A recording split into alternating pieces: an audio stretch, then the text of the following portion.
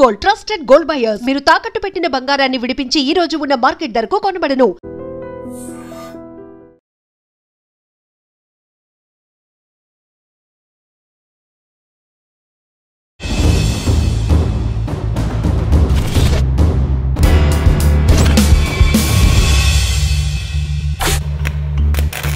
ఆయన ప్రజల్లో అదే టైంలో ఏంటంటే పెద్ద శంకర్ ఎన్కౌంటర్ అయింది. ఆ నక్సలైట్లు అని అంటే కొంత ఇన్స్పైర్. సింగరేణిలో People's War Party VT Abraham మీద యాక్షన్ చేసింది. దాన్ని నేనే చేసిన అని చెప్పి పెద్ద ప్రచారం అయింది. ఆ కేసులో ఉన్న వాళ్ళు ఎవ్వరికీ సంబంధం లేదు. నా కోసమే పోలీసులు తిరగడంతో నేను ఖమ్మం వెళ్ళిన. అక్కడ ఉండి అక్కడ పనిచేస్తున్న క్రమంలో అక్కడ అరెస్ట్ అయ్యారు. అరెస్ట్ అయ్యి జైలుకి వెళ్ళి అందరం ఒక సబ్జెక్ట్లో ఉన్న తర్వాత మాకు ఒక అవకాశం వచ్చింది. సబ్జెక్ట్లోకి వెళ్ళి పారిపోయినాం. ఎలా పారిపోయినాం? అసలు అంత ఈజీ కాదు. అంటే గోడ దూకి పాడుకోవడం కాదు, గోడ కొట్టలేదు, తలుపు తీసుకొని. అంటే అక్కడ కాంట్రాక్ట్ సిస్టమ్ ద్వారా అన్నం వస్తుంది అన్నట్టు. అది సాయంత్రం వచ్చేదాకా ఆపుకొని అన్నం తిని అది బయటికి ఇవ్వడానికి కోసం తలుపు తీస్తారు కదా, అప్పుడు వాళ్ళని మేమే పట్టుకొని 2 తుపాకులు తీసుకొని వెళ్ళిపోయాం. ఆ చర్చలు అనేది పార్టీకి నష్టం జరిగిందా లాభం జరిగిందా? జనరల్గా ఏంటంటే రాజకీయంగా మేమే విన్ అయినాం. ఎందుకు అనుకున్నప్పుడు ఏంటంటే చర్చలు చేసినప్పుడు భూ సమస్య వచ్చినప్పుడు దాన్ని పరిష్కరించడం సాధ్యం కాదు కనుక చర్చలు ఫెయిల్ అవుతాయి. చర్చలు విఫలమే అనుకోవచ్చు, సఫలం అనుకోవచ్చు. మనం విఫలమే అయినాయి. చర్చల పేరు మీద మా కామ్రేడ్స్ మానాల్లో నిజామాబాద్ జిల్లాలో విషం పెట్టి చంపేసి సభ్యులు కూడా చనిపోయారు. దాంతోనే మేము చర్చల నుంచి వైద్యులు. మహారాష్ట్రలో జరిగిన 2 ఎన్కౌంటర్లు వెళ్తాం. తప్పించుకోవడం అంటే నేను తప్పించుకోవడం కాదు. అక్కడున్న దళము గ్రామస్తులు మేమున్న పిఎల్ ఉంటుంది కదా, ఆ సభ్యులు కూడా ఫైరింగ్ చేసుకుంటూనే వచ్చినాం. ఫైరింగ్ చేయకపోతే తప్పించుకోవడం సాధ్యం కాదు. ఇప్పుడున్న పరిస్థితి వేరు, అప్పుడున్న పరిస్థితి వేరు. ఇప్పుడు ఒకసారి ఫైరింగ్ ఏంటంటే వెళ్ళడం అనుకున్నప్పుడు ఏంటంటే చాలా కష్టమే. ప్రభుత్వం పిలిచింది కాబట్టి వచ్చారు. మా ఆరోగ్యాలు బాగలేవు. ఇది లొంగుబాటు కూడా అనట్లేదు. అన్నీ సక్రమంగా ఉండి ప్రాణభయంతో ఆయుధాలు పట్టుకొని తల వంచిన వాళ్ళు లొంగుబాటు అని మేము అనుకుంటున్నాం. ఎందుకంటే ద్రోహం. కానీ మేము అనారోగ్యంతో ఉండి పార్టీ పర్మిషన్తో కానీ ఈరోజు బహిరంగంగా చట్టబద్ధంగా ప్రజల పోరాటంలో భాగస్వామ్యం అవుతాం అనుకుంటాను. పార్టీలుగా 2గా విభేదాలు వచ్చాయని సోనుజీ ఒకటి, దేవ్జీ ఒకటి. వాస్తవం కాదు? వాస్తవమే. అయితే సోను పోయిండు, పోతే పోనీయండి. కానీ సోను చేసిన పని ఏంటిది? ఆయుధాలు ఎత్తుకెళ్ళిండు, మనసును ఆర్గనైజేషన్ చేసి తీసుకెళ్ళిండు. తను పోయి నేనైతే సాయుధ పోరాటాన్ని విరమించుకున్నా, నేను త్యాగానికి సిద్ధంగా లేను, ప్రజల కోసం బహిరంగంగా పనిచేస్తా, ఎవరైనా వచ్చేవాళ్ళు ఉంటే రండి అంటే అయిపోతుంది. హిడ్మా ఎప్పుడైనా మీరు కలిసారా? హిడ్మా నేను 3 years అవుతుంది నేను కలవక. ఎక్కడుంటారా ఎక్కువ? హిడ్మాలంటేనే అక్కడ ఉన్న వాళ్ళందరికీ నమ్మకం. ఎందుకనంటే అతను అక్కడ పుట్టి పెరిగిన వ్యక్తి కనుక అతను చూస్తూనే ఉన్నారు. అతన్ని పిలిపిస్తే చాలామంది మళ్ళీ పిఎల్జే సభ్యులుగా వస్తారు. అతనికి ఆ శక్తి ఉంది. మన వైపు నుంచి ఎవరున్నారు ఇక్కడ? మన వైపు నుంచి దామోదర్ మరి కదా, బడే చెప్పారు. 40 సంవత్సరాలు మీకు అడవి కాపాడింది కదా, అడవి నుంచి బయటకు వస్తున్నప్పుడు బాధ అనిపించింది కదా, వాళ్ళు విడిచిపడి? చాలా బాధ అనిపించి ఏడవడం ఒకటే తక్కువ, కానీ తప్పది. ఎందుకంటే నేను ఒక్కడిని అక్కడ ఉంటే నా 10 మంది టీము నన్ను కాపాడడానికి ఉంటుంది. ప్రతిసారి ఇన్ని రోజులు వాళ్ళు కంటికి రెప్పలా కాపాడారు. కానీ నా ఒక్కడిని కాపాడడం కోసం వాళ్ళు చనిపోతారు, నేను చనిపోతాను.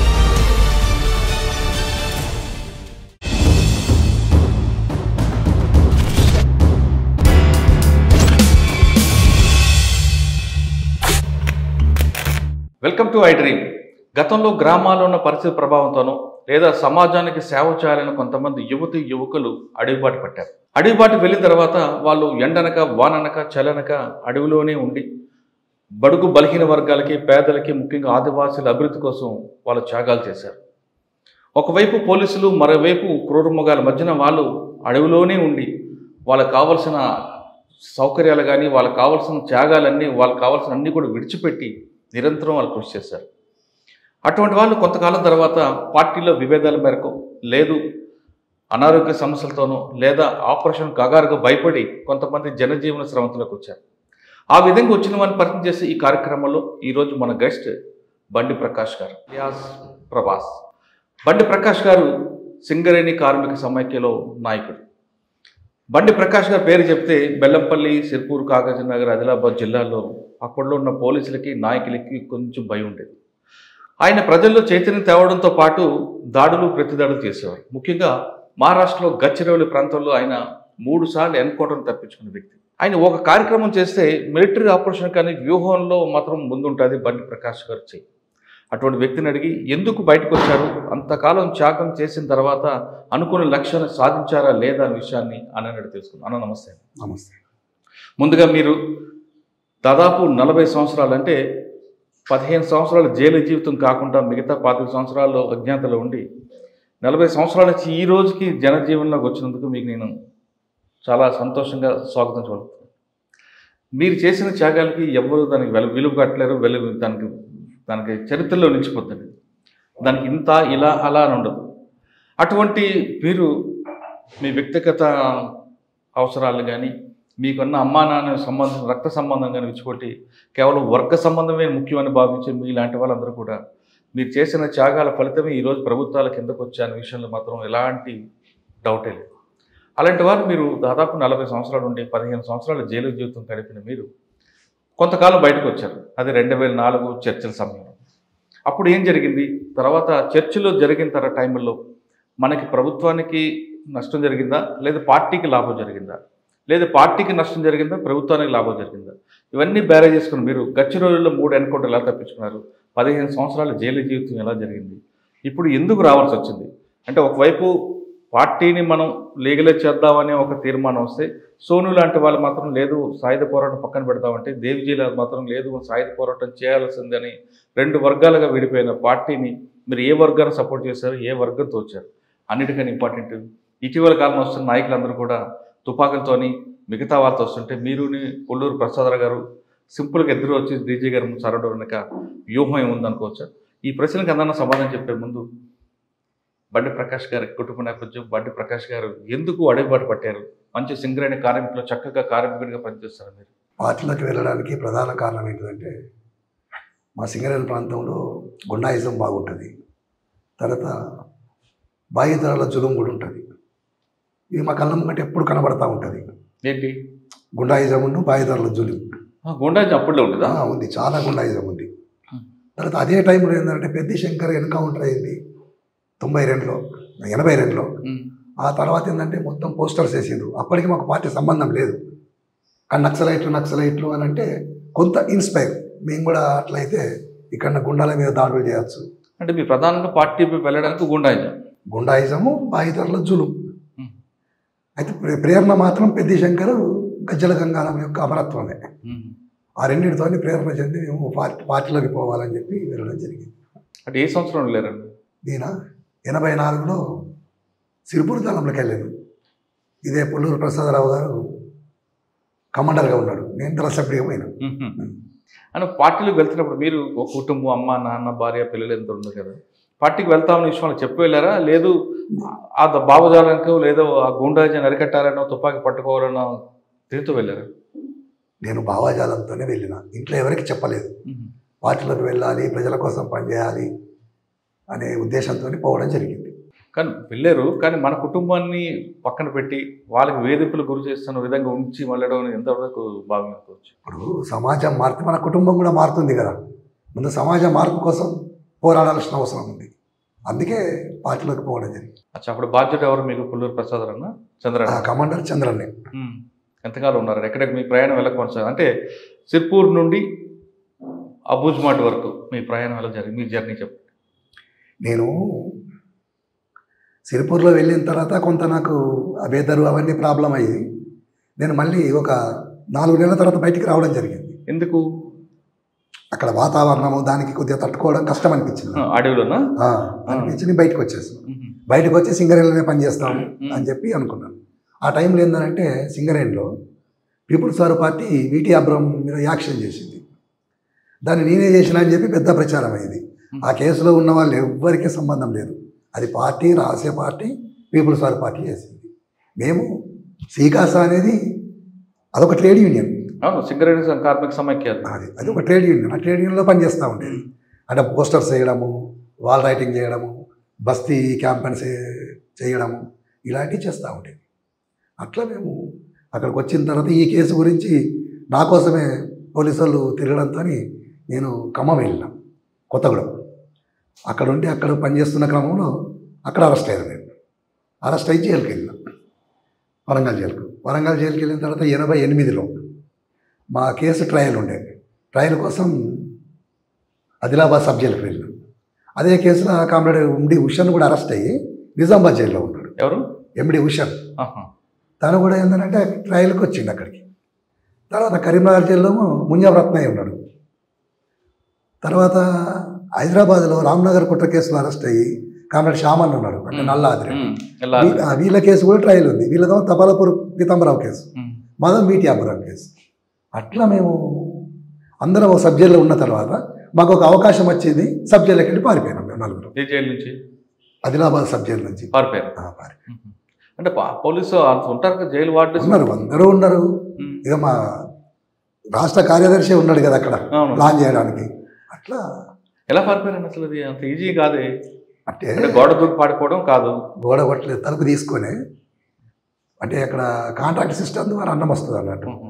అది సాయంత్రం వచ్చేదాకా ఆపుకొని అన్నం తిని అది బయటికి ఇవ్వడానికి కోసం తలుపు తీస్తారు కదా, అప్పుడు వాళ్ళని మేమే పట్టుకొని 2 తుపాకులు తీసుకొని వెళ్ళిపోయాం. ఎంతమంది? నలుగురం. ఆదిలాబాద్ జైలు పారిపోకముందు మీరు వరంగల్ జైల్లో ఉన్నారు. వరంగల్ జైల్లో కూడా హంగర్ స్ట్రైక్ చేయడానికి ఆ జైలు అంటే ఖైదీల సమస్యలు కదా, అట్లేం లేదు. అక్కడ నాయకులు ఉన్నారు, చాలా పెద్ద పెద్ద నాయకులు ఉన్నారు. అప్పుడు ఆ జైల్లో చాలా పెద్ద నాయకులు ఉన్నారు. మన అమరుడు సంతోష్ రెడ్డి కూడా ఉన్నాడు ఆ జైల్లో. కానీ మీరు ఎక్కువగా అట్లేం లేదు. ఇప్పుడు అందరం కలిసి చేస్తాము, ఒకరి ద్వారా ఏది సాధ్యం కాదు. అందరు లేకపోతే అది. అంటే వరంగల్లో హంగర్ స్ట్రైక్ చేయడానికి కారణం ఏంటి?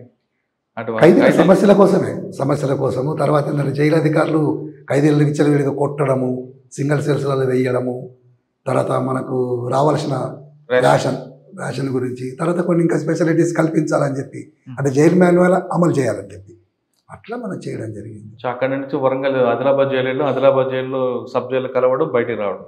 బయట జైలు నుంచి బయటకు వచ్చి అజ్ఞాతం వెళ్ళిపోయారా? మళ్ళీ జైలు నుంచి బయటకు వచ్చినాక నేను మంగిదళంకి వెళ్ళినా.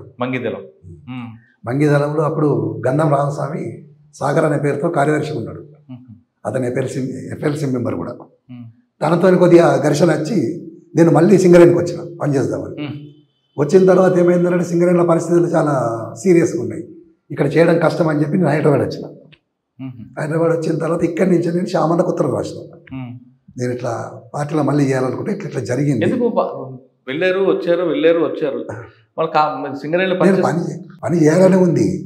కానీ అక్కడ సింగరేణి కాడికి వచ్చే వారికి ఏంటంటే పరిస్థితులు సీరియస్గా ఉండడం, అనుకూలంగా లేకపోవడం, దాంతో తర్వాత అక్కడ ఉన్న నాయకులు కలవకపోవడం, దాంతో ఏంటంటే ఇక్కడికి హైదరాబాద్ వచ్చినాడు. అప్పుడు ఏంటంటే శ్యామన్నకు ఉత్తరం రాస్తే తర్వాత ఏంటంటే మన వరంగల్ జిల్లా కార్యదర్శి ఉన్నాడు కదా గుండెబేన అంజన్న, పున్నం చంద్ర పేరుతో పనిచేసాడు. అతను వచ్చి కలిసిండు నాకు. కలిసి ఏపీటీ పెట్టిండు, పోవాలని చెప్పి అనుకున్నాం. అప్పటికి ఒక అతనిది మ్యారేజ్ చేయాలని చెప్పిండు. అతను మ్యారేజ్ చేసి నేను పోయి షెల్టర్లో పడుకున్నా. అక్కడ అతను ఆటో స్టాండ్ కాడ ఏదో గొడవ అయితే, సికింద్రాబాద్ మన సంగీత థియేటర్ దగ్గర గొడవ అయితే అతను పోలీసులు పట్టుకుంటే అతను తీసుకొచ్చి నన్ను పట్టించాడు. అట్లా నేను నగర టాస్క్ ఫోర్స్ పోలీసులు నన్ను పట్టుకున్నారు. పట్టుకొని అప్పుడు చెంచల్ కూడా జైలు పంపారు. అట్లా కంటిన్యూ 12 సంవత్సరాలు జైల్లో ఉన్నా. 12 సంవత్సరాలు ఇక్కడ జైల్లో. మంగిదళం పనిచేసిన టైంలో దాడులు ప్రతిదాడులు జరిగాయి. అదే టైంలో వరంగల్ ఆర్కే కూడా ఒక ఎన్కౌంటర్ చనిపోతారు. అంటే అప్పుడు నేను లేరా? వరంగల్ ఆర్కే. కానీ సిర్పూరు డిఎస్పీ ఆఫీస్ మీద దాడి అప్పుడు కూడా నేను లేదు.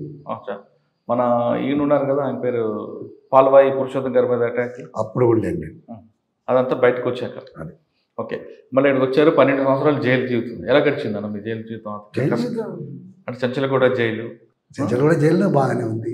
స్ట్రైకులు చేసేది మాకు, అంటే మాన్యువల్ అమలు చేయడం కోసం ఖైదీల సమస్యల మీద అట్లా కొన్ని జైలు అధికారులు కూడా కల్పించారు. కానీ జైల్లో ఉన్నప్పుడు అమ్మా నాన్న ఎప్పుడు వచ్చారా? రాలేదు. మీకు మర్చిపోయారా వాళ్ళు? అమ్మ నాన్న రాలేదు, తమ్ముడు వచ్చేవాడు. తమ్ముడు వస్తే ఒకసారి తమ్ముడిని మాయం చేశారు. అట్లా ఇక అతను కూడా రావడం బంద్ అయిపోయింది తర్వాత. అయ్యో, ఎప్పుడైనా అనిపించింది జైల్లో నేను ఎందుకు వచ్చాను, లక్ష్యం ఏంటి, అట్లే తీసుకున్నారు దారి ఎటు వెళ్తుంది అని? జైల్లోకి వెళ్ళి ఎప్పుడు బయటికి వెళ్తా, ఎప్పుడు ప్రజల కోసం పనిచేయాలి, ఎప్పుడు అడవిలోకి వెళ్ళాలి, ఇదే ఆలోచన తప్ప ఇంక వేరే ఏం లేదు. అంటే జైల్లో ఉదయం 6 గంటల నుంచి సాయంత్రం 6 గంటల వరకు ఈ ఆలోచన ఉంటుందండి. కాదని నేను మన లక్ష్యం వైపు వెళ్తుంది. కానీ 6 గంటలకి లాకప్ అయిన తర్వాత మనకి గతం చదువుకోవడము, వార్తలు వినడము, ప్రొద్దున లేవగానే లాకప్ తీయగానే బయటకు వస్తాం, బయటకు వచ్చి ప్రేయర్ చేస్తాం, తర్వాత కాలకృత్యాలు పెట్టి తీసుకున్న తర్వాత బియ్యం ఏరడము, వంట చేసే వాళ్ళు వంట చేస్తారు, పేపర్లు వస్తాయి, పేపర్లు చదవడము, పేపర్లు చదివిన తర్వాత రోజు క్లాస్ ఉంటుంది, పొలిటికల్ క్లాస్. ఆ పొలిటికల్ క్లాస్ వింటాము. తర్వాత 12 గంటలకు మళ్ళీ భోజనం వస్తుంది. 2 గంటల వరకు మళ్ళీ చదువుకోవడము, రాసుకోవడము, అంటే చదువు రాని వాళ్ళు రాసుకోవడము, చదివి వచ్చిన వాళ్ళు చదువుకోవడము. 4 గంటలకు వాలీబాల్ ఆడుకోవడము, 4 అయిపోయిన తర్వాత 5 గంటలకు అన్నం తినడము, మళ్ళీ 6 అయిన తర్వాత మళ్ళీ ప్రేయర్ చేసి లాకప్ కావడం. లాకప్ అయిన తర్వాత ఎవరిది వాళ్ళు చదువుకోవడం, లేకపోతే వార్తలు టీవీ వార్తలు వస్తాయి కదా, టీవీ వార్తలు వచ్చిన తర్వాత ఎవరు వాళ్ళు చదువుకోవాలి. 9 అయిందంటే ఎక్కడ వాళ్ళు అక్కడ పడుకోవాలి. అంతే. 10 సంవత్సరాల తర్వాత జైలు నుంచి బయటకు వచ్చారు. జైలు నుంచి బయటకు రాగానే తమ్ముడు వచ్చాడా లేదా మన పార్టీ వాళ్ళు వచ్చారా? తమ్ముడు వచ్చిండు, పార్టీ వాళ్ళు వచ్చారు. తిరిగి ఇంటికి వెళ్ళారా లేదా అడవిలోకి వెళ్ళారా?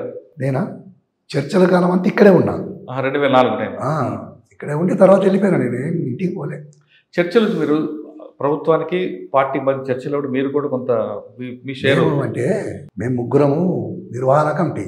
ఎవరెవరు? నేను, డప్పు రమేష్, గంగన్న అంటే నూనె నరసింహరెడ్డి. మేము ముగ్గురము. అంటే ఇక్కడ కొన్ని స్తూపాలు కట్టించడము, తర్వాత స్టేజీలు అరేంజ్ చేయడము, జననాటక మండలి ప్రోగ్రామ్స్ ఇప్పించడము, అంటే మొత్తం సిటీ మొత్తంలో అట్లా చేయడము, తర్వాత వచ్చిన వాలంటీర్స్కి వాళ్ళని సదుపాయాలు చూడడము, మీటింగ్ పర్మిషన్స్ కోసం పోవడము, తీసుకురావడం, ఇది మా నిర్వహణకు సంబంధించిన. అంటే మీకు ఇచ్చిన తర్వాత వీళ్ళందరూ కూడా పెద్ద దోర్నాల దగ్గర వచ్చారు. దోర్నాల దగ్గరికి మీరు వస్తారని మీకు తెలుసా ముందు? చిన్నారొట్ల నుంచి బయటకు వచ్చిన. చిన్నారొట్ల దోర్నాల దగ్గర చిన్నారొట్ల మేము డైరెక్ట్ మేమే పోయినాం తీసుకురావడానికి. అంతే. అంటే అక్కడికి వస్తారని మీకు సమాచారం? అడవిలోకి వెళ్ళి తీసుకొచ్చినాం మేము. ఓకే, తీసుకొచ్చారు. 4 రోజులు 3 రోజులు ఉన్నట్టున్నారు కదా ఇక్కడ? ఉన్నాం ఎక్కువనే. ఇక్కడ ఫస్ట్ వచ్చిన రోజే కొంతమంది బిర్యానీ తినడంతో వ్యతిరేకం వచ్చింది. బిర్యానీ మేము ఎప్పుడు తినలేదే. నేను కూడా ఉన్నా కదా మంజీరా గెస్ట్ హౌస్, కానీ బిర్యానీ ఏం తినలేదు. మనం అడవిలో ఏం తింటామో అదే తిందాం, మనకి ఇక్కడ ఈ పట్టణ భోజనం వద్దని వ్యతిరేకించారు. అట్లా వ్యతిరేకించలేదు, కానీ బిర్యానీ కానీ లేకపోతే మటన్ కానీ తినాలంటే సండే రోజు ఒక రోజు తినాలి, అంతే తప్ప ఎప్పుడు పడితే అప్పుడు పెడుతున్నారు అని చెప్పి తినొద్దు అనేది అట్లా మేము మాట్లాడుకున్నాం. పద్ధతి ఉంటుంది కదా దేనికైనా. ఆ పద్ధతి ప్రకారం మా లీడర్స్ ఉన్నారు కదా, మా నాయకులు చెప్తారు కదా. ఆ చర్చలు అనేది పార్టీకి నష్టం జరిగిందా లాభం జరిగిందా? ఇప్పుడు చర్చలు అంటే ఒక విధంగా ఏంటంటే చర్చలకు రావాలని చెప్పి ప్రజలు కూడా కోరిండ్రు. తుపాకులు వదిలిపెట్టద్దు, చర్చలు మాత్రం చేయాలి గవర్నమెంట్కు. ఇప్పుడు చర్చలు అనేవి ఏంటిది? ప్రజల కోసం మేము పనిచేస్తున్నాం, ప్రజల కోసం మీరు పనిచేస్తున్నాం అని చెప్పి మాట్లాడుతున్నారు కదా. అందుకని ప్రజల సమస్య మీద చర్చ చేద్దాం. అట్లా చర్చలు అనేటివి నడుస్తున్న క్రమంలో జనరల్గా ఏంటంటే రాజకీయంగా మేమే విన్ అయినాం. ఎందుకు అనుకున్నప్పుడు ఏంటంటే ఎప్పుడు కూడా ఏ రాజ్యమైనా కూడా, అంటే ఏ ప్రభుత్వమైనా చర్చలు చేసినప్పుడు భూ సమస్య వచ్చినప్పుడు దాన్ని పరిష్కరించడం సాధ్యం కాదు కనుక చర్చలు ఫెయిల్ అవుతాయి.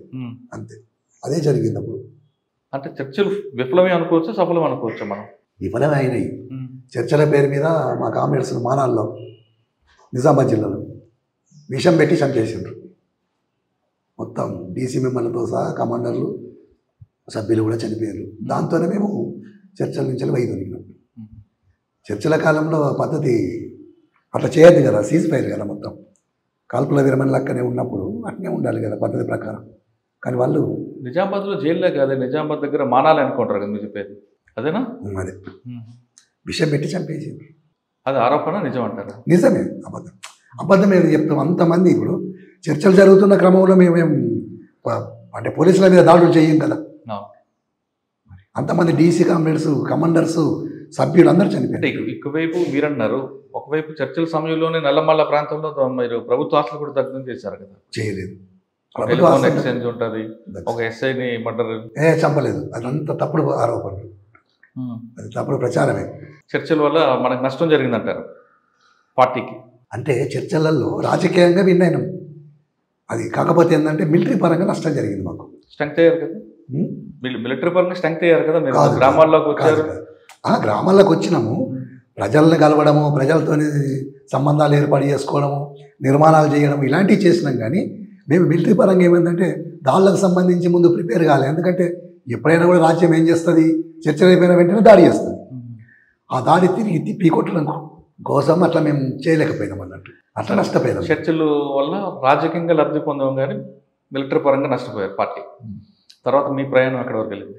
తెలంగాణకి వెళ్ళినాం, దండకారణ్యం పోయినాం. ఇలా ఆదిలాబాద్, చంద్రాపూర్, గచ్చిరోడ్ మీద వెళ్ళారా? లేదు, చెర్ల నుంచి పూసుగొప్ప నుంచి వెళ్ళి పూజారి కాంకేరు అక్కడికి పోయి మన జంపన్నం కలిసిన. అప్పుడు జంపన్న స్టేట్ కార్యదర్శి కదా, జంపన్నం కలిసిన. ఆ తర్వాత వాళ్ళు మీటింగ్ చేసుకున్నారు, నన్ను ఆదిలాబాద్కి బదిలీ చేసింది. ఆదిలాబాద్కి మళ్ళీ చంద్రన్న ఉన్నాడు, చంద్రన్న మేమందరం ఆదిలాబాద్కు. ఓకే, ఆదిలాబాద్ అప్పటికే మీకు సుధాకర్ అలియా సత్వాజీ కూడా ఉన్నట్టున్నారు కదా? సత్వాజీ సుధాకర్ లేడు ఆదిలాబాద్లో లేడు. ఆయన డీకేలో ఎస్ఎంసీ మెంబర్ కదా, మిలిటరీ. సార్, ఆదిలాబాద్కి వచ్చాక మీ కార్యక్రమాలు? ఆదిలాబాద్కి వచ్చిన తర్వాత నా కార్యక్రమం ఏంటంటే, నేను ఫస్ట్ ప్రజలతో సంబంధాలు ఏర్పాటు చేసుకోవడం, తర్వాత గ్రామాల మీద, మొత్తం గ్రామాల మీద పట్టు, తర్వాత ఫారెస్ట్ మీద, దారుల మీద ఇలాంటి పట్టు సంపాదించడం కోసం. ఎందుకంటే చాలా సంవత్సరాలు దానికి దూరంగా ఉన్నా కనుక అట్లా నేను అక్కడికి వచ్చినప్పుడు భాస్కర్లో డీసీ మెంబర్గా, కార్యదర్శిగా దానికి చంద్రన్నే ఉన్నాడు అప్పటికి. చేసిన తర్వాత మేము 2007లో తెలంగాణ రాష్ట్ర కమిటీ, అంటే తెలంగాణ ఉత్తర తెలంగాణ సబ్ జోనల్ కమిటీకి సంబంధించి మీటింగ్ జరిగింది. మీటింగ్ అంటే మహాసభనే జరిగింది. ఆ మహాసభలో మళ్ళీ ఒకసారి ఏంటంటే మళ్ళీ హైదరాబాద్కి వచ్చినాం మహాసభ అయిపోయినాక. వచ్చిన తర్వాత అంటే అప్పుడు పోలీసుల నిర్బంధం ఉంది కదా మీకు? ఉంది. ఎలా వచ్చారు మరి? అడవిలోకి వెళ్ళి వస్తూ ఉంటాం, పోతూ ఉంటాం అంతా. మరి లారీలు బస్సులు వాడం కదా, నడిచిపోవడమే కనుక అడవిలోకి వెళ్ళే కదా. అట్లా మహారాష్ట్ర నుంచి వచ్చేవాళ్ళం. తర్వాత 2008లో ఆదిలాబాద్ జిల్లా రద్దు చేయడం జరిగింది. రద్దు చేసినప్పుడు నేను ఖమ్మం జిల్లాలో ఉన్నాను. అంటే ఆదిలాబాద్ జిల్లాకు రాకుండా ఖమ్మం జిల్లాకు వెళ్ళకముందు ఆదిలాబాద్ జిల్లా చాలా కాలం పని, అంటే 2004 నుంచి 2007 వరకు ఆదిలాబాద్ ఉన్నారు. 7 వరకు అంటే నేను తక్కువ కాలమే ఉన్నా. సరే, ఎంతకాలం ఉన్నా మీరు అనుకున్న లక్ష్యం సాధించారా? గ్రామాల్లోకి వెళ్ళడం, చేసిన ఏ గ్రామాల్లో ఎక్కువ పట్టు సాధించారు? బంగీలు అన్ని గ్రామాలు తిరిగినాం దాదాపుగా. ఇప్పుడు అన్ని రోడ్స్ అవన్నీ అయినాయి, కానీ అంతకుముందు అవన్నీ లేకుండే కదా. రోజు ఉదయం లేచి నడడం వల్ల మీకు ఆరోగ్య సమస్యలు రాలేదా? అప్పుడైతే రాలేదు. ఇప్పుడు సమస్య ఏంటంటే, ఇక్కడికి వచ్చిన తర్వాత ఆరోగ్యం చెక్ చేయించుకుందామని యశోదకి వెళ్ళినా. రోజుకి ఒక ఏరియాలో ఏరియాకి వెళ్ళాలనుకోండి, మీరు రోజుకి ఎన్ని కిలోమీటర్లు నడుస్తుంటారు? రోజుగా గంటకు 4 కిలోమీటర్లు ఫస్ట్, తర్వాత గంటకు 3 కిలోమీటర్లు అవుతుంది. అట్లా ఏరియా ఎంత దూరం ఉన్న దాన్ని బట్టి 3-4 గంటలు నడుస్తాం. అంటే రోజుకి ఎన్ని కిలోమీటర్లు? కనీసం 5-6 కిలోమీటర్లు నడుస్తారు. ఎక్కువ నడుస్తాం పరిస్థితులు. ఒకవేళ పోలీసులు ఎన్కౌంటర్లు స్టార్ట్ అయిన గాల్పులు స్టార్ట్ అప్పుడు 10 గంటలైనా నడవాల్సింది. రూట్ ఎలా తెలుస్తుంది మీకు? అడవిలో రూట్ ఎలా తెలుస్తుంది? ఎటు వెళ్తాం, ఎటు వస్తాం అనేది? ఇక దాని మీద గ్రిప్ సంపాదించాలి. అందుకే నేను అన్నా కదా, దాని మీద గ్రిప్ సంపాదించడం కోసమే నేను అట్లా అక్కడ భాస్కర్తో పాటు ఉండేవాడిని. అంటే మీరు ఆదిలాబాద్ జిల్లాలో ఏ మూడు నుంచి వచ్చిపెట్టినా పాయింట్కి రాగలరు? అట్లా రావడం కోసమే కదా, అట్లా ఉండేది. ఓకే, ఖమ్మం జిల్లాలో ఏంటి మీ టార్గెట్? ఖమ్మం జిల్లాలో కూడా నేను నా పరిస్థితి ఇదే. ఖమ్మంలో కూడా ఏంటంటే, నేను చెర్ల తర్వాత అటు శబరి ఏరియాలో తిరుగుతూ ఉండేది. అక్కడ డీసీ వాళ్ళు ఉండేది, వాళ్ళతో పాటు నేను ఆ ప్రజల దగ్గర పోయేది, మీటింగ్లు చేసేది. కమిటీలు ఉంటే కమిటీలు వాళ్ళే మాట్లాడేవాళ్ళు. నేను ఆ ప్రాంతం ఎట్లా పోవడం, ఎట్లా రావడం అని చెప్పి ఆ దారులు గుర్తుపెట్టుకోవడము, ప్రజలతో సంబంధాలు ఇట్లా చేసిన.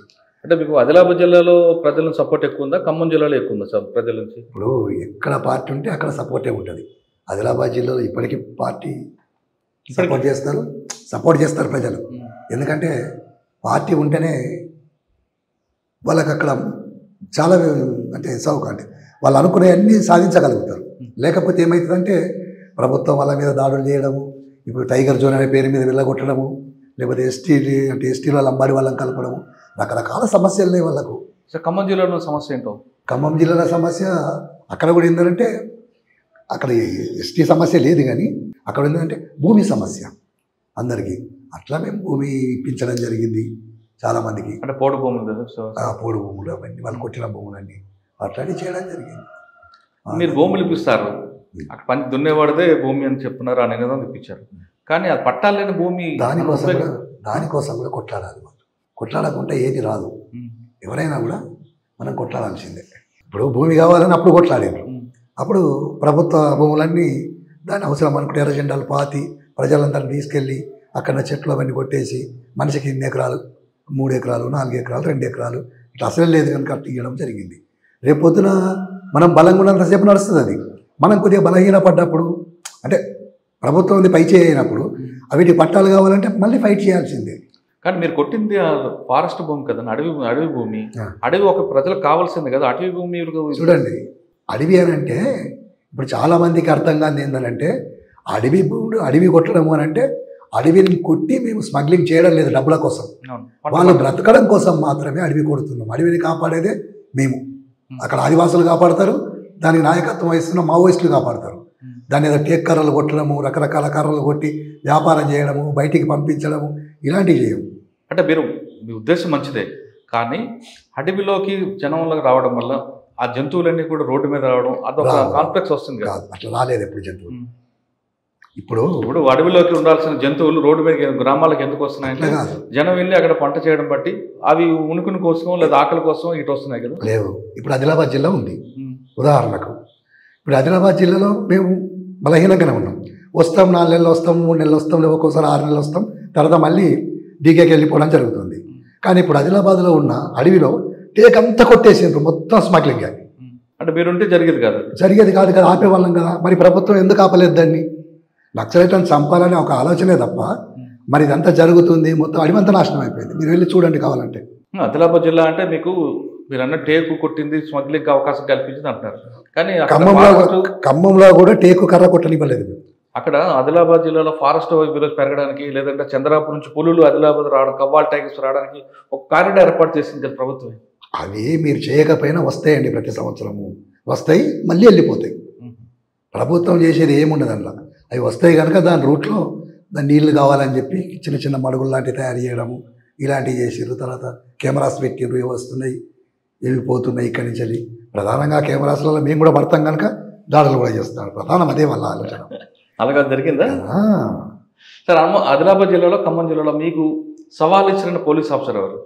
అట్లా నాకు అంటే పార్టీకి ఆయన వల్ల నష్టం జరుగుతుంది ఎప్పుడైనా మీరు భావించారా? అట్లేం నష్టం అని అంటే ఇప్పుడు మీకు రకరకాల పద్ధతులలో ప్రజల్ని చైతన్యపరుస్తారు వాళ్ళు కూడా.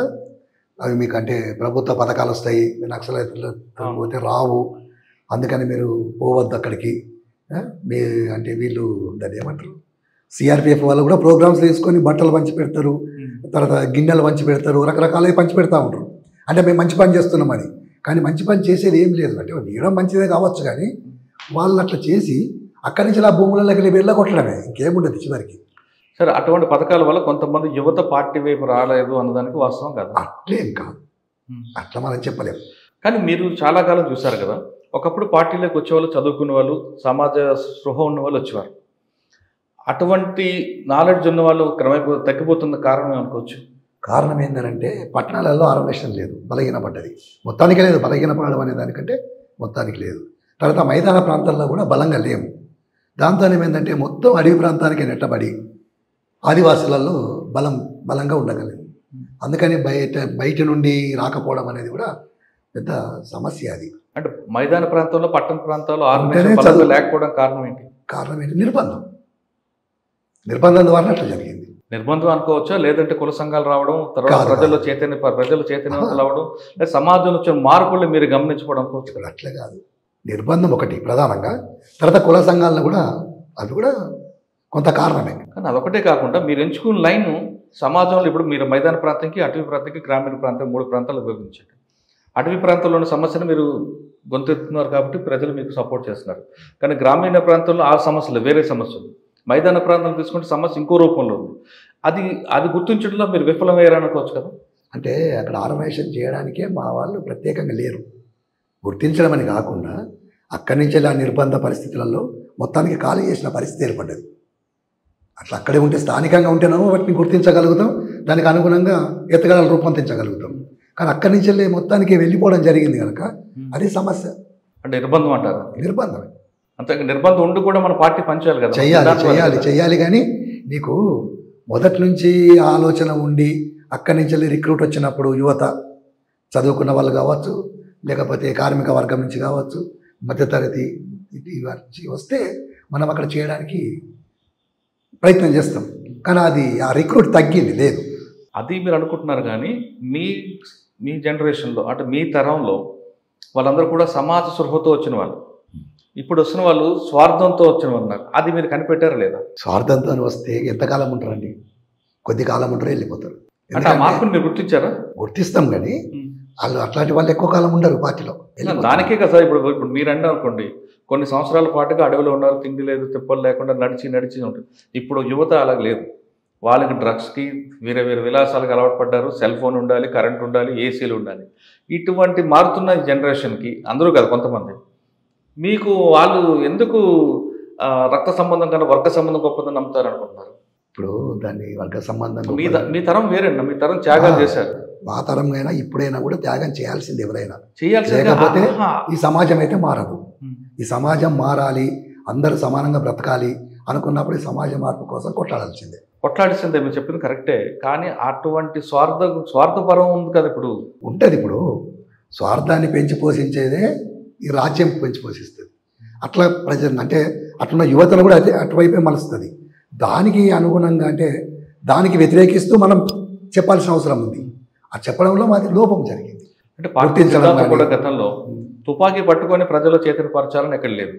మనం కూడా ప్రజల చైతన్యపరచడానికి మాటల ద్వారా చేయించు, ప్రశ్నించే తత్వం చేయొచ్చు అనేది ఒక సిద్ధాంతంలో ఒక భాగం. కానీ తుపాకీ పట్టుకుంటేనే చేయాలనేది ఇక్కడ రూల్ ఉందా? అట్లా కాదు, రూల్ లేదు. కానీ మనం పనిచేస్తున్న క్రమంలో మన మీద దాడులు చేస్తారు. దాడులు చేసినప్పుడు మనం దాన్ని ఎదిరించాలన్నా లేదా? ఎదిరించాలంటే మనం కూడా వాళ్ళు కర్ర పడితే కర్ర పట్టాల్సిందే, వాళ్ళు తుపాకీ పడితే మనం తుపాకీ పట్టాల్సిందే. ఎందుకంటే ఈ రాజ్యాన్ని కాపాడడం కోసం ఒక సైన్యం ఉంది కదా, పోలీస్ వ్యవస్థ. కానీ ప్రజలకు ఓ సైన్యం అనేది లేదు కదా. అందుకే ప్రజా విముక్తి గెరిల్లా సైన్యం అనేది ఏర్పాటు చేసినాం. అనుకున్నప్పుడు దానికి వెపన్స్ అవసరమే కదా. వెపన్స్ లేకపోతే ఇప్పుడు మేమైతే జీతాలు తీసుకోవడం లేదు, ప్రజలు పెట్టింది తింటున్నాం, ప్రజల కోసమే పోరాడుతున్నాం. అవసరం అనుకుంటే వాళ్ళ కోసం చస్తున్నాం. అంతేగాని మేమైతే కిరాయి హంతకుల్లాగా అయితే పనిచేస్తున్నాం కదా. ఈ వ్యవస్థలో రాజ్యము ప్రతి ఒక్కరిని కిరాయి పోలీసు లాగా తయారు చేసింది కదా. చేసిందా లేదా మీరు చెప్పండి. ఇప్పుడు ఒక మంచి అంటే మీరు అడిగిన కనుక నేను చెప్తున్నాను, బాధ్యత గల ఉద్యోగం, అది బాధ్యతాయుతమైన ఉద్యోగం. ఆ ఉద్యోగాన్ని వాళ్ళు బాధ్యతగా చేయనిస్తలేరు. చేయలేకుండా ఏం చేస్తారు? మంత్రులు, ఎమ్మెల్యేలు వాళ్ళ స్వార్థం కోసం వాళ్ళు వాడుకుంటారు. వాళ్ళు ఒకవేళ ఇది అన్యాయం అని తెలిసినా ఏమీ చేయలేని పరిస్థితి చేస్తే వాళ్ళ మీదనే పనిష్మెంట్లు అంటారు, ట్రాన్స్ఫర్లు అంటారు, ఇంకేదో డిమోట్లు అంటారు, ఏదో చేస్తారు. అందుకని వాళ్ళు ఏం చేస్తారు? ఈ బాధలను భరించలేక రాజ్యం చెప్పినట్టు వింటారు. మేము పోలీసులను వ్యతిరేకించాలి పోరాటం. మీరు ఎప్పటికైనా నమ్ముతారా? బుల్లెట్ ద్వారా వస్తుంది అనుకుంటారా, బ్యాలెట్ ద్వారా వస్తుంది అనుకుంటారా? బ్యాలెట్ ద్వారా అయితే రాజ్యం అయితే రాదండి, అది ఫ్యాక్ట్. ఎందుకనంటే ఇప్పుడు ఈ సమాజం మారుతుంది అనేది అయితే మీకు నమ్మకం ఉందా? నాకైతే సమాజం మారుతుందని నమ్మకం ఉంది. నమ్మే వల్ల నేను కూడా ఒకరిని. మీరు ఆలోచించండి. అంటే 40 సంవత్సరాల లోపల నుంచి బయటకు వచ్చారు, తిరిగారు, హైదరాబాద్ తిరగలేం కానీ. ఇప్పుడు ఇదంతా అభివృద్ధి అని చెప్తున్నారు కానీ ఏమో అభివృద్ధి కాదు అది. అది ఎవరికి దృష్టిలో అభివృద్ధి అంటే ఏంటి? మీ దృష్టిలో అభివృద్ధి అంటే ఏంటి? అభివృద్ధి అంటే ఏంటిది అంటే ప్రజలు ఎప్పుడు కూడా ప్రజలు దేనికి కూడా అంటే ఏమీ లేకుండా ఉండకుండా ఉండాలి. ప్రజలకు కావాల్సింది ఏంటంటే కడుపు నిండా తిండి కదా, ఒంటి నిండా బట్టలు, వాళ్ళు కంటిన్యూ నిద్రపోవడానికి ఒక ఇల్లు. వీటితో పాటు ఏం కావాలి? వాళ్ళ పిల్లలకు విద్య కావాలి, అట్లాగే వాళ్ళ కుటుంబాలకు వైద్యం కావాలి. ఇవన్నీ ప్రజలు ఏమంటున్నారు అంటే ఇవి మాకు ఉట్టిగా ఇవ్వకండి, మేము సోమరిపోతులం కాదు, మాకేదో ఉచితాలు అవసరం లేదు, మేము సర్వ సంపదలు మా శ్రమశక్తులను సృష్టిస్తాం, దానికి సరి అయిన వేతనాలు ఇవ్వండి, మేము కొనుక్కుంటాం, బస్ అంతే. ఆ పని చేస్తే అయిపోతుంది. ఉచితాలు ఎందుకు? ప్రజల్ని సోమరిపోతులు చేసేది ఎవరు? ఈ రాజ్యం కాదా? ఇప్పుడు మీరు చెప్పారు, ప్రశ్న గుర్తించుకున్నారు కదా సమస్య. ఆ సమస్యను మీరు మైదాన ప్రాంతాల్లోకి వచ్చి జనజీవులో కలిసి పార్లమెంట్ ఎన్నిక తరహాలో మీరే పోటీ చేసి మీరే అటువంటి చైతన్యపరచవచ్చు కదా. ఈ సిస్టమ్ అట్లా మారదు. డైరెక్ట్ తీసుకుపోయి పట్టుకుని అడుగులు ఉండే కాదు, డైరెక్ట్ తీసుకుపోయి ప్రధానమంత్రి పదవి ఇచ్చినా కూడా ఈ సిస్టమ్ మారది. మీరు మీలాంటి పదవి మీకు ఇచ్చినా కాదు, మీరు గ్రామాల్లోకి వచ్చి ఎన్నికల్లో పోటీ చేసి ప్రజలను చైతన్యపరచవచ్చు కదా. ఇప్పుడు ప్రజల్ని చైతన్యపరచడానికి ఎన్నికల్ని పోవాల్సిన అవసరం ఏముంది? లేదు. మరి అది మీరు ఒప్పుకుంటున్నారు కదా, మీరే ఒప్పుకుంటున్నారు కదా, ప్రజలకు చైతన్యపరచాల్సిన అవసరం లేదు. అదే చైతన్యపరచాల్సిన అవసరం ఉంది. మేము ప్రజలకు రావాలనుకున్నప్పుడు ఏంటంటే కొన్ని సమస్యలని నిర్బంధము, రకరకాల పరిస్థితులు, దాన్ని అంటే ఖచ్చితంగా ప్రజల సమస్యలు ఎప్పటికప్పుడు తెలుసుకొని వెంటనే దాని పరిష్కారం కోసం పనిచేయాల్సిన అవసరం ఉంది. మేము అనేది ఏంటంటే ఈ నిర్బంధం, మీరు మాట చెప్పారు, ప్రజలకి సమస్యలు మారుతున్నాయి కాబట్టి దానికి అనుగుణంగా పనిచేయాల్సిన అవసరం ఉందంటున్నారు. ఆ లైన్ మీరు మర్చిపోయారు అన్నది వాస్తవం కదా. ఇట్లా మనం మీరు ఎప్పుడుదో 1989 చూస్తున్నారు తప్ప ఇది శతాబ్దం మారిన దశాబ్దాలకు వస్తున్నాం, మన 21 శతాబ్దం దాటుతున్నాం. ఇక్కడ ఉన్న ప్రజలకు ఏం సమస్య అనేది మీరు ఐడెంటిఫై చేసి మీరు కానీ ఆ లైన్లో వెళ్ళి ఉంటే ప్రజలు ఇప్పటికీ మీకు ఆదరిస్తారు కదా. ఆదరిస్తారు. మరి ఎందుకు మర్చిపోయారు? మీరు ఎప్పుడుదో మర్చిపోలేదు, మర్చిపోయినామని ఎందుకంటారు మీరు, కానీ ఎందుకు మరి విడిచిపెట్టారు? ఎప్పటికప్పుడు మా సీసీ వాళ్ళు, పీబీ వాళ్ళు ఎప్పటికప్పుడు కూర్చొని మాట్లాడము, తీర్మానాలు చేయడము, సర్క్యులర్స్ రూపొందించడము, అవి కింది వరకు రావడము. దీంతో ఇప్పుడు అవి అమలు చేయాల్సిన కాడ కొంత అమలు కాకపోవడము. కారణం ఏందనుకున్నప్పుడు ఏంటంటే ఒకప్పుడు జనరేషన్ అయితే ఇప్పుడు లేదు.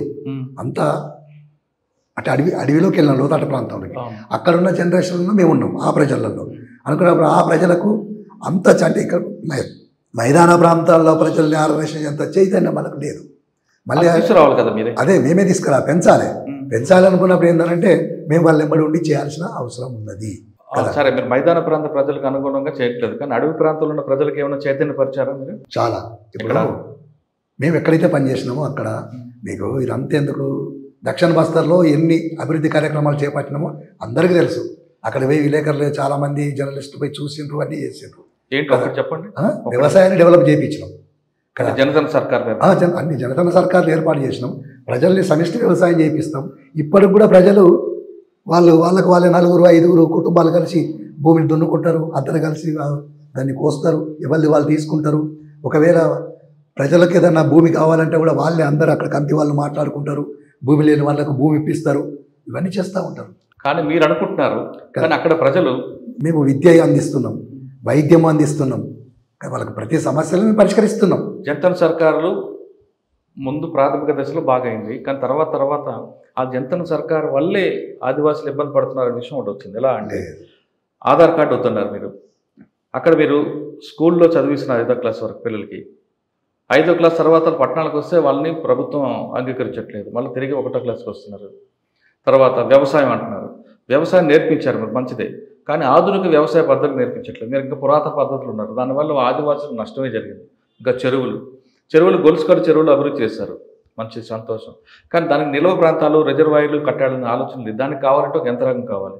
ఆ యంత్రాంగం కావాలంటే మళ్ళీ మీరు ప్రభుత్వం మీద ఎందుకు కొన్ని జాగాలో చెక్ డ్యాములు కట్టినాం కదా, కట్టించినాం. ఇప్పుడు దక్షిణలోనే కొన్ని ప్రాంతాల్లో చెక్ డ్యాములు కట్టి, ఇప్పుడు చెక్ డ్యాములు కట్టియడంలో, చిన్న డ్యాములు కట్టడంలో మాకు ఎలాంటి భిన్నాభిప్రాయం లేదు. కానీ పెద్ద ప్రాజెక్టులు కడితే మాత్రం వ్యతిరేకిస్తాం. ఆధార్ కార్డు ఎందుకు వ్యతిరేకించారు? ఆధార్ కార్డు ఏం వ్యతిరేకించలేదు. ఎందుకు మరి ఒక్కొక్క మేమైతే రిక్రూట్ అయ్యే వాళ్ళని కూడా ఆధార్ కార్డు పట్టుకొని రావాలని చెప్తున్నాం.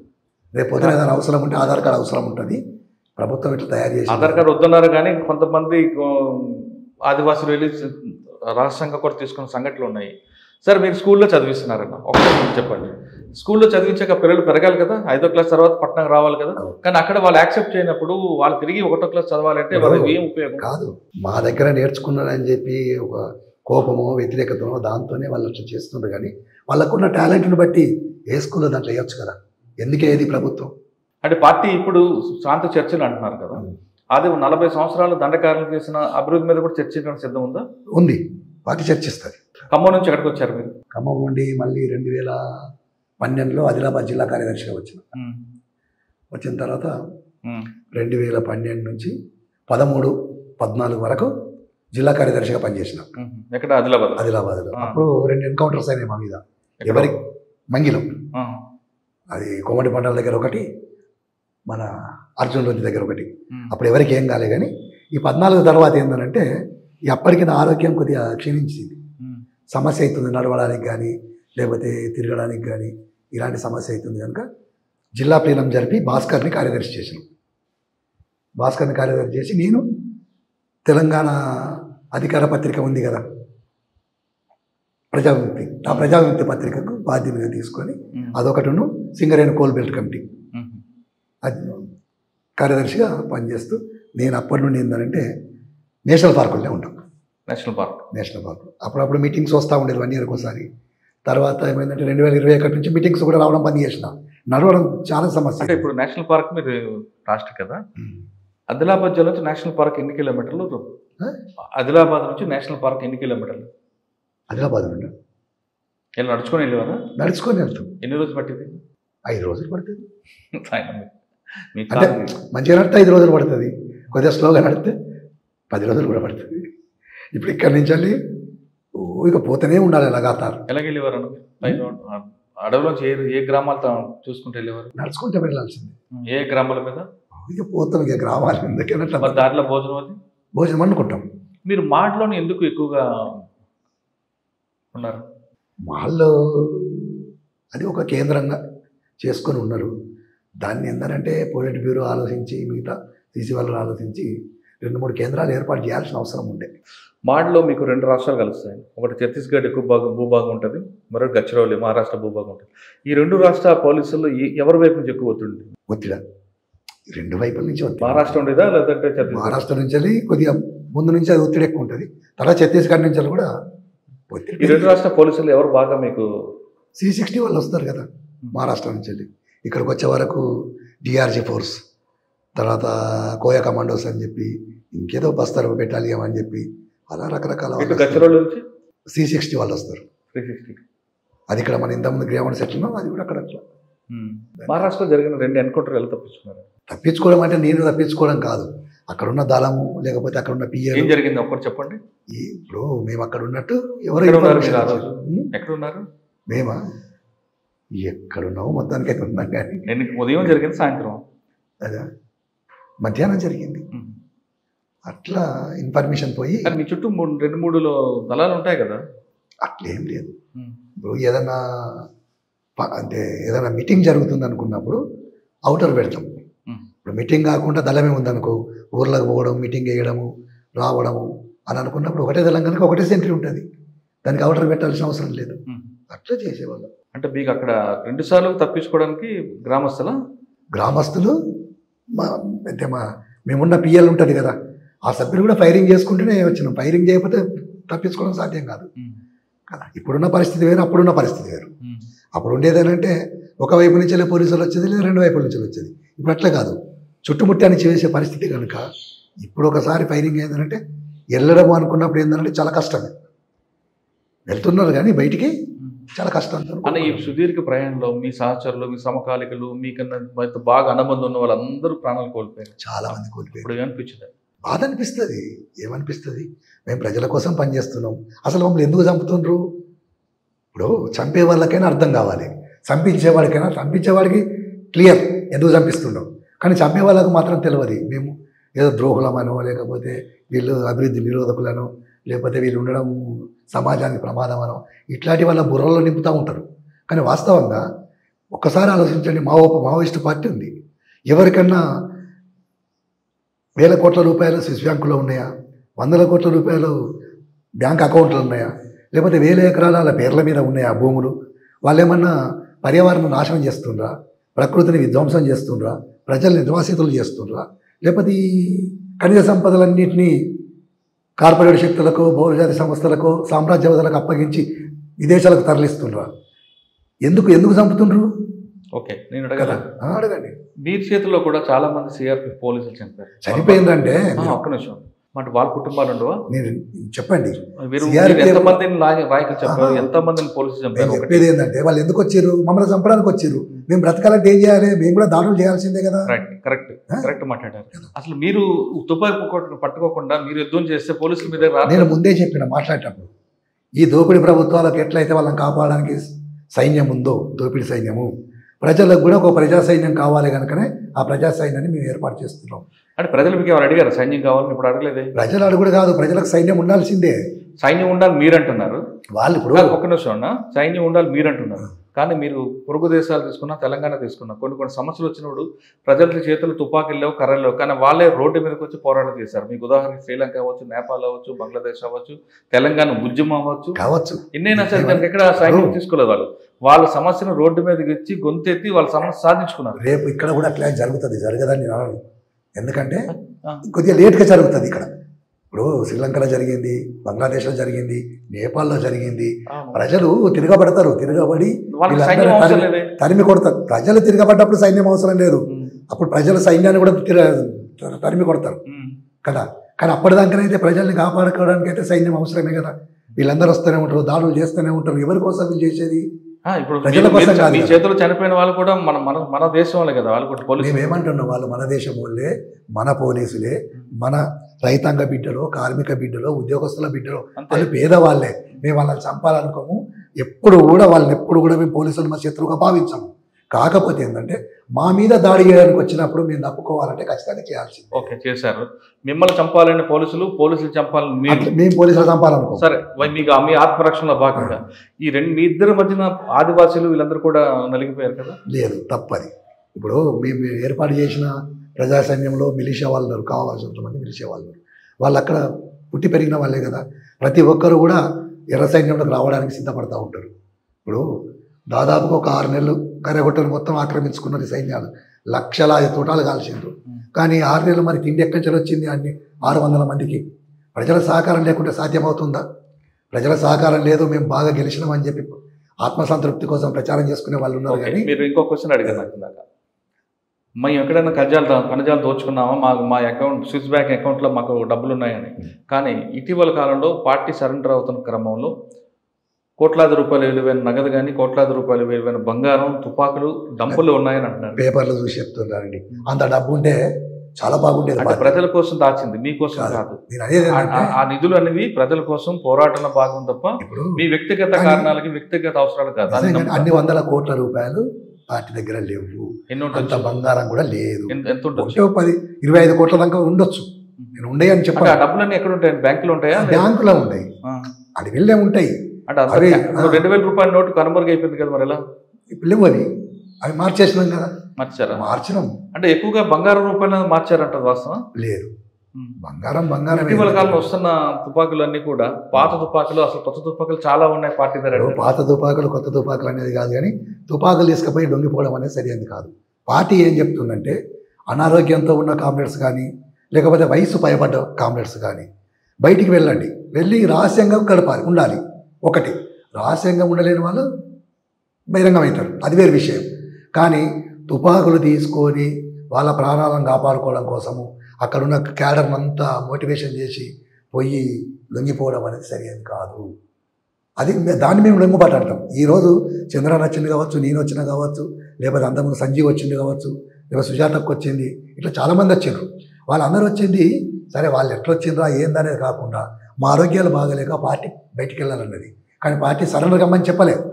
ఏం చెప్పింది? రహస్యంగా ఉండాలని చెప్పింది. మేము చెప్పినాం రహస్యంగా ఉండే పరిస్థితి మాకు లేదు, మమ్మల్ని ఎవరు పెట్టుకోరు. అందుకని ఏంటంటే మేము బహిరంగం అవుతాం. ఈ ప్రక్రియ అందుకే మేము బహిరంగం అవుతాం. కాకపోతే ఏంటంటే ఒకప్పుడు రహస్యంగా పార్టీలో పనిచేస్తూ సాయుధ పోరాటం చేసినాం. మేము అప్పుడు ప్రజలనే ఉన్నాము, ఇప్పుడు ప్రజలనే ఉన్నాము. మేము జనజీవన స్రవంతిలో కలుస్తుండ్రు అంటే అది తప్పే. ఎందుకంటే అప్పుడు కూడా జనంలో ఉన్నాం కదా. జనంలో లేని వాడు వచ్చి జనంలో కలిస్తే జనజీవన స్రవంతి అవుతుంది. అయితే మేమనేది ఏంటంటే అప్పుడు రహస్యంగా పనిచేసినాం, ఇప్పుడు బహిరంగంగా పనిచేస్తాం.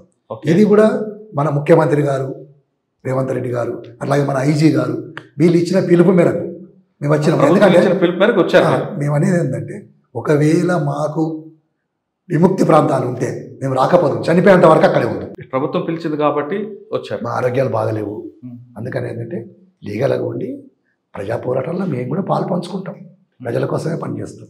మీరు ఆ పిలుపు ఆహ్వానించారు, వాళ్ళు ఆహ్వానించారు, మీరు ఆస్వాదించారు, వచ్చారు, చాలా సంతోషం, దానికి కాదనట్లేదు. కానీ ఇది లొంగుబాటు అని కూడా అనట్లేదు సార్. లొంగుబాటు మరి ఏమంటారు? అరెస్టా కాదు. మేము లొంగుబాటు అనే దానికి డెఫినేషన్ ఏంటిదంటే మీరే చెప్పాలి. ఎందుకంటే మీరు జర్నలిస్టులు కనుక మీకు చాలా జ్ఞానం ఉంటుంది. మేము మీరు చాలా తెలియగల వాళ్ళు. కానీ ఇప్పుడు మేము అనేది ఏంటంటే అన్నీ సక్రమంగా ఉండి ప్రాణభయంతో ఆయుధాలు పట్టుకొని మిగతా వాళ్ళని కూడా మోటివేషన్ చేసి తీసుకొచ్చి రాజ్యం ముంగట తల వంచిన వాళ్ళు లొంగుబాటు అని మేము అనుకుంటున్నాం. ఎందుకంటే ద్రోహం. కానీ మేము అనారోగ్యంతో ఉండి పార్టీ పర్మిషన్తోనే బయటికి రావడం వచ్చింది. కానీ అంతకుముందు ఏంది రహస్యంగా సాయుధంగా పనిచేసినాం. కానీ ఈరోజు బహిరంగంగా చట్టబద్ధంగా ప్రజల పోరాటంలో భాగస్వామ్యం అవుతాం అనుకుంటాను. సరే, దాన్ని సరెండర్ అని ఎట్లా అంటారు మీరు? ఓకే, కానీ ఈ ప్రక్రియ ఎంతకాలం పట్టిందండి? ఇక్కడ వెళ్తున్నాం, లొంగుబాటు కాదు, మేనే వెళ్ళిపోతున్నాం అని చెప్పాను పార్టీకి చెప్పి రావడానికి. శక్తి మేరకు పనిచేసినామండి.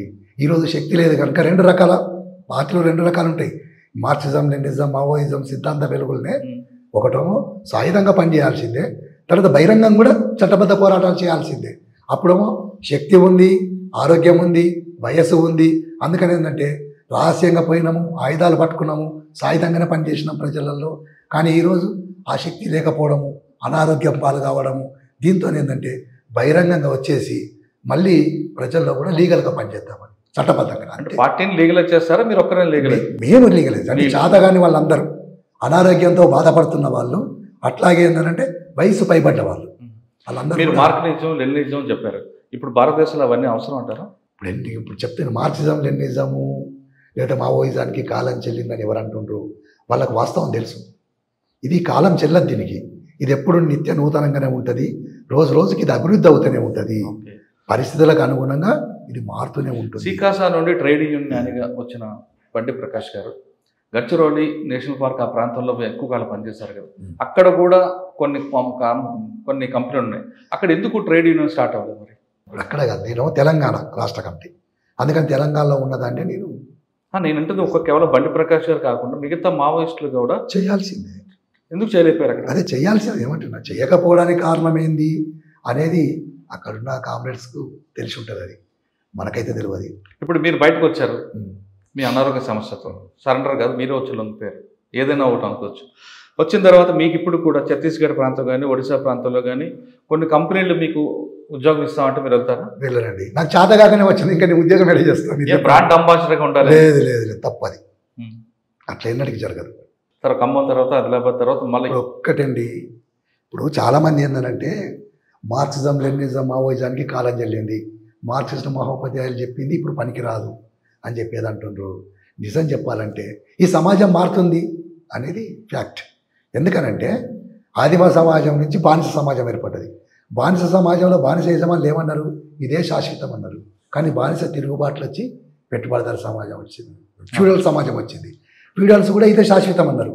కానీ చేతి వృత్తులు డెవలప్ అయ్యి కారకాలను ఏర్పడి అప్పుడు కూడా ఏంటంటే ఈ ఫ్యూడల్ మీద తిరుగుబాట్లు చేసి పెట్టుబడిదారు సమాజం అయితే ఏర్పడింది. తర్వాత అది ఏమైంది? సామ్రాజ్యవాదంగా కూడా ఎదిగింది.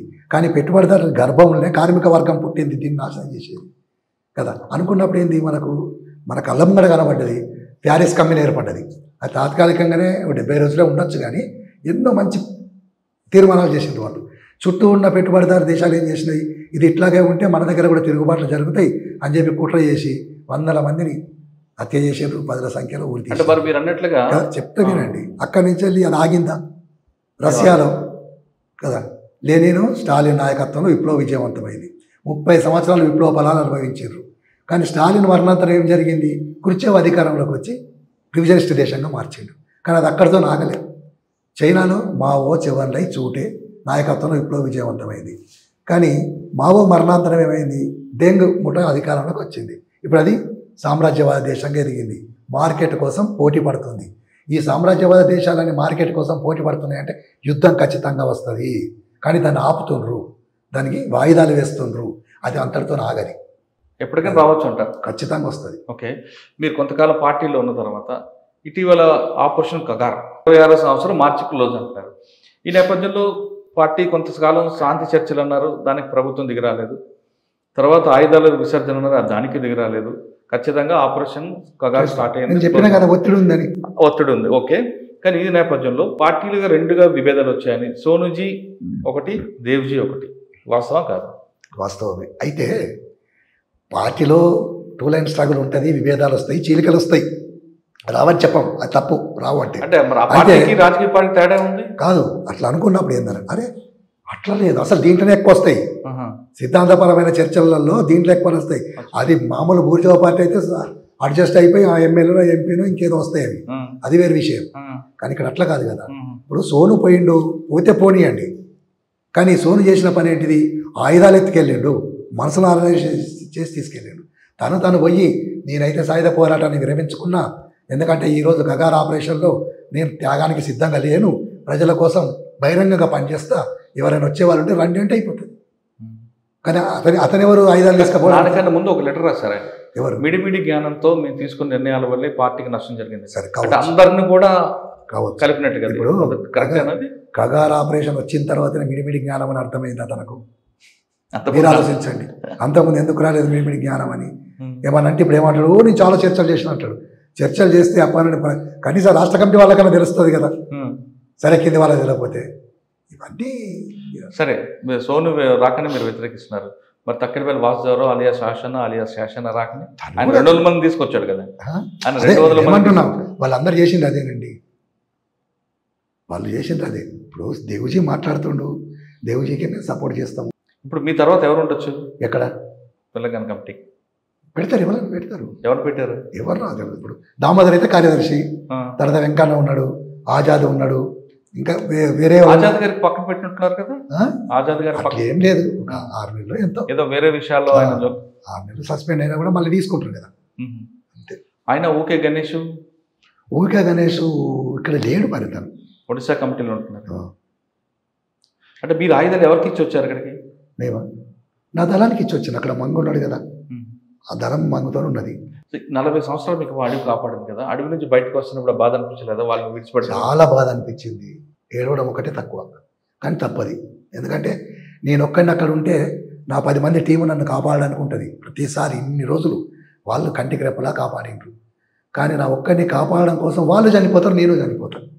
నాకు అది కూడా బాగా బాధ అనిపించింది. సరే, అడవిలో మీకు చాలా సమస్యలు చూశారు, గ్రామాలు, చుట్టుపక్కల గ్రామాలు.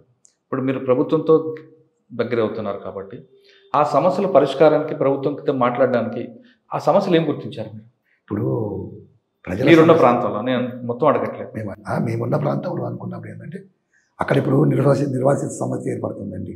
ఎందుకంటే రైలు లైన్ వేయడానికి ప్రయత్నం చేస్తుండ్రు, రోడ్స్ వేయడానికి ప్రయత్నం చేస్తుండ్రు, బయలుడీళ్ళ నుంచి వెళ్ళి అక్కడికెక్కడం మహారాష్ట్ర మొత్తం.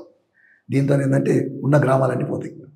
ఈ గ్రామాలు పోతే కనుక అందుకే మూలవాసి బచావో అనే దాన్ని వాళ్ళు అక్కడ ఎస్టాబ్లిష్ చేయడం జరిగింది, టీకే కాంప్లెక్స్.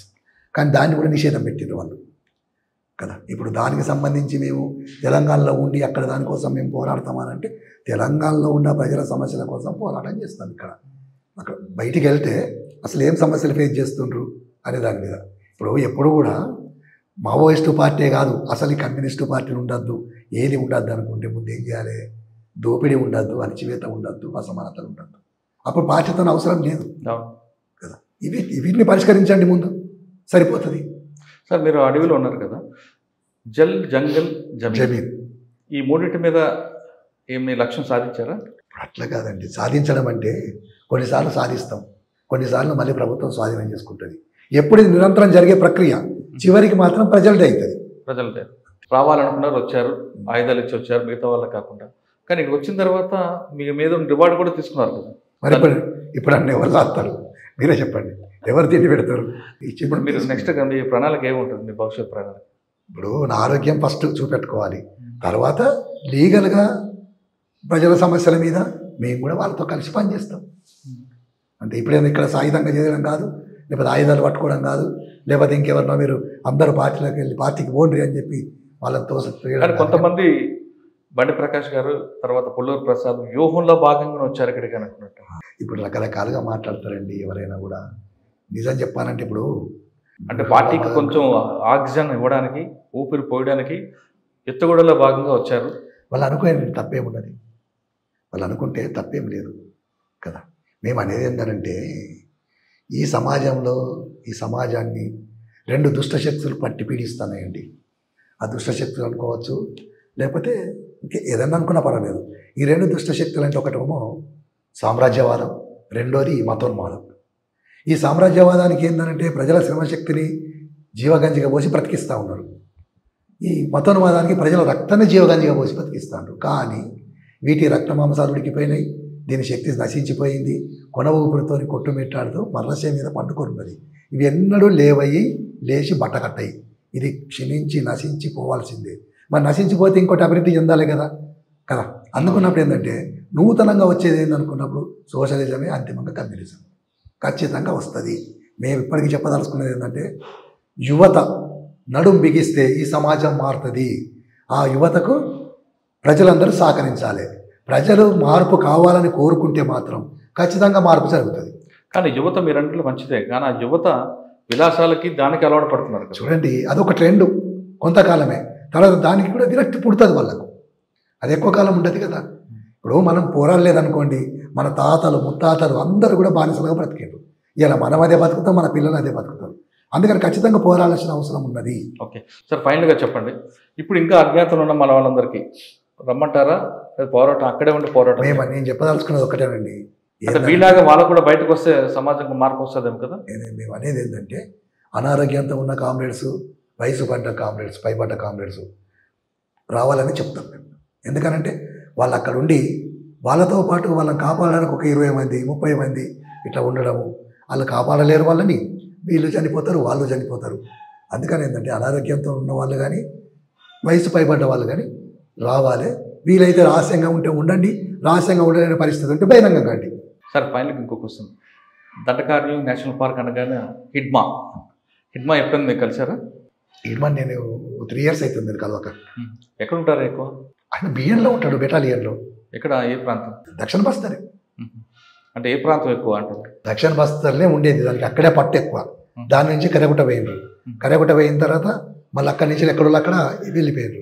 ఇప్పుడు ఒకప్పుడు ఎంత అయితే ఫోర్స్గా వచ్చి క్యాంపులు వేసిండ్రో, కొన్ని క్యాంపులు తీసిరు కనుక మళ్ళీ అక్కడే ఉంటారు, ఎక్కడికి పోతారు. అంటే ఇప్పుడు పార్టీలో ఉన్న వాళ్ళలో కొంచెం గట్టిగా పనిచేసి మిలిటరీ చేసే వాళ్ళు ఎవరున్నారు? పొలిటికల్ కానీ మిలిటరీగా కానీ, అంటే వాళ్ళ మాటలు వింటే ఉత్తేజపరచే విధంగా, అదేవిధంగా మిలిటరీ ఆపరేషన్లో దిగితే గెరిల్లా వాళ్ళు గట్టిగా పనిచేసే వాళ్ళు ఎవరున్నారు? ఇప్పుడు అట్లే కాదండి, హిడ్మాలంటేనే అక్కడ ఉన్న వాళ్ళందరికీ నమ్మకం వాళ్ళ అక్కడ. ఎందుకనంటే అతను అక్కడ పుట్టి పెరిగిన వ్యక్తి కనుక అతను చూస్తూనే ఉన్నారు.